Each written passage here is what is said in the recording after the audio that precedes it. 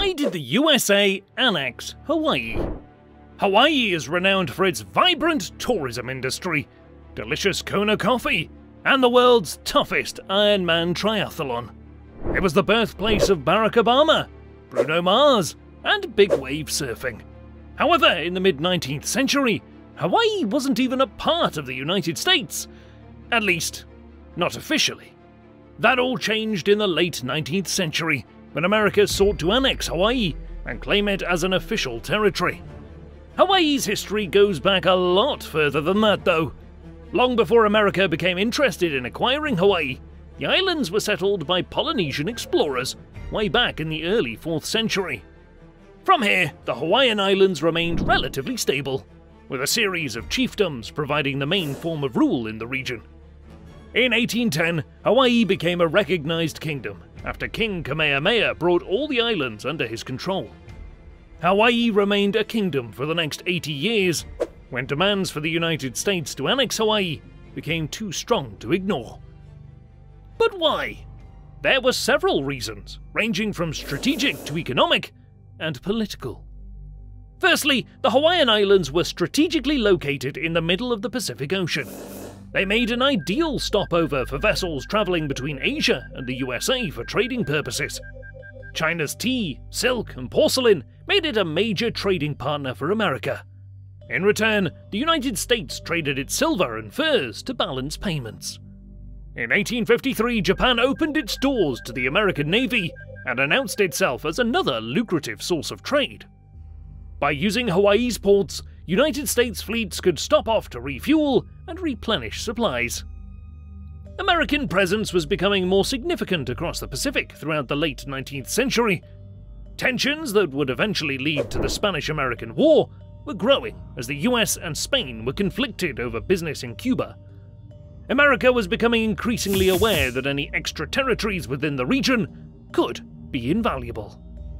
After defeating Spain, America sought ownership of Spanish territories such as the Philippines, further increasing American influence in the Pacific.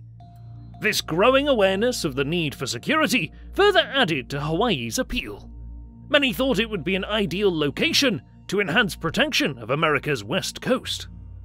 The United States was also especially interested in Hawaiian sugar and access to whaling. American whalers began arriving in Hawaii in the early 19th century. People wanted whales for their oil, which was used for heating and in industrial machinery. Whale bones were used for everything, ranging from umbrellas to clothing hoops. And then there was the whale meat. Hawaiian ports such as Honolulu saw hundreds of whaling ships every year during the peak period of the mid-19th century. It was another product, however, that was to provide the biggest source of American investment and interest in Hawaii. In one word, sugar. Hawaii's climate and fertile soil made it ideal for growing sugar. Sugar production started to take off in the early 1800s, and by the end of the century, it was Hawaii's biggest industry and greatest source of employment. Workers were recruited from overseas, and they came from the Philippines, Japan, Korea, China, and even Portugal. Plantation owners were typically businessmen from the United States mainland, and they enjoyed huge profits from the mid-19th century on. The Californian gold rush of the 1840s and 50s brought a huge wave of immigration to America's west coast as people sought their fortune. This meant extra demand for Hawaiian sugar, which was shipped easily across the Pacific to Californian ports. Then the American Civil War in the 1860s brought even more demand for sugar. American sugar was largely produced in the southern states, meaning the northern states were cut off from their regular supplies. They looked to the Hawaiian producers, who were only too happy to oblige. The ownership of Hawaiian land by foreigners was allowed in 1850, which led to increased interest from those in the sugar industry. However, many native Hawaiians were concerned that American-born sugar bosses were wielding too much power. Already they were advising kings on economic matters, and the granting of land ownership was exactly what they were looking for. After all, they argued, it was they, the sugar producers, who contributed the most to Hawaii's economy, as well as to the kingdom in the form of numerous taxes. They were keen to play a stronger role in the political running of the country, especially when it came to American tariffs on their exports. The sugar bosses wanted free trade with the United States and received a massive shot in the arm with the Reciprocity Treaty of 1875. This basically allowed free access to American markets for Hawaiian business owners. Sugar was, of course, the major commodity, along with fruit, vegetables, meat, and coffee. In return, Americans were permitted to snap up land around the Pearl Harbor area, much of which was used for sugar plantations. Local business owners were only too happy to allow more American investment, as well as granting the US Navy unrestricted use of Pearl Harbor. After all, they were getting free trade. Many native Hawaiians were resistant to the treaty, as they believed it would inevitably lead to the annexation of Hawaii. They were right. The growing power of those in the sugar industry encouraged them to go even further. In 1887, they formed a secret society, the Hawaiian League.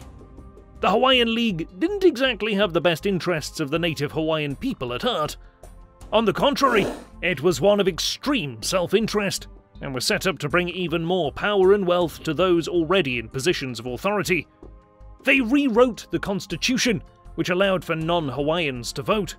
The new Constitution also called for a redistribution of land based on income. The majority of native Hawaiians either possessed too little wealth to apply, or simply saw land ownership as conflicting with their cultural beliefs.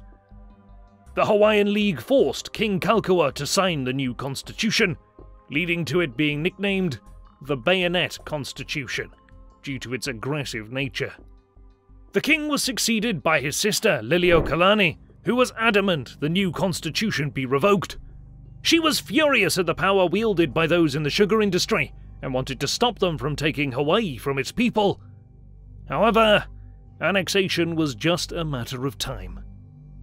Although Queen Liliuokalani was able to drum up support from native Hawaiians and those in the United States Congress, there was simply too much to be gained from the annexation of Hawaii. When President McKinley was inaugurated in 1897, he gave his support to the annexation. In 1898, Congress passed the resolution, and Hawaii was officially made a US territory. Hawaii continued to remain a territory for the first half of the 20th century. In 1959, it finally became the 50th state of the United States. America's economic, political, and strategic motives all factored in the inevitable annexing of Hawaii. While the Aloha State has undoubtedly prospered from mainland investment in tourism, education, and healthcare, the descendants of Hawaii's original inhabitants are still fiercely proud of their culture. Hawaii may be America's youngest state, but it has the oldest and richest history.